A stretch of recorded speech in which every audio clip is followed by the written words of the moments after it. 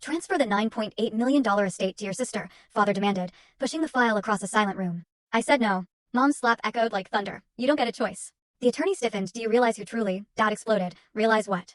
Imagine being cornered by your own family, asked to sign away nearly $10 million to your sister, all while knowing their entire plan is built on a lie you've secretly held for years. That day, they learned a truth they never expected, and it truly exploded our family. The air in that meticulously staged living room was thick, not just with the cloying scent of lemon cleaner and roast chicken, but with an unspoken tension you could almost taste. Folding chairs lined the walls like silent spectators, and the grandfather clock ticked like a countdown to an execution, each beat louder than the last. That's when my father, Robert, slid the folder across the oak table, his voice calm, but chillingly resolute. Sign the transfer, he said, pushing the manila folder with just 2 fingers. It scraped across the polished oak, stopping inches from my hands, like even the cardboard understood it held a boundary. All $9.8 million to your sister, Brittany. The document lay there, my name already typed beneath the blank line, the numbers bold and stark. Legal language, cold and confident. I looked up at Robert's face. He wore that familiar, certain look, the one that said, I am being perfectly reasonable. I'm not signing, I stated. The words didn't land softly. They hit the room like a dropped plate in a silent restaurant. A ripple went through everyone. Tiny, involuntary shifts. A cough swallowed quickly.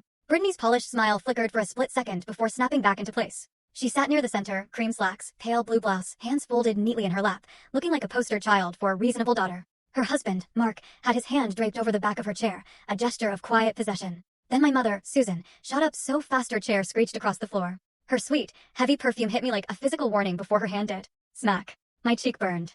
A strange numbness washed over me. My skin couldn't decide whether to scream or just shut down. My mouth filled with the coppery taste of blood, and my eyes welled up reflexively, even as I kept my face utterly still. You don't have a choice, she shrieked, her voice cracking. Do you hear me? You don't. Someone gasped. Not a person stepping in, just a collective intake of breath. The room inhaled, then forgot how to exhale. I kept my palm flat on the table. I didn't touch my face.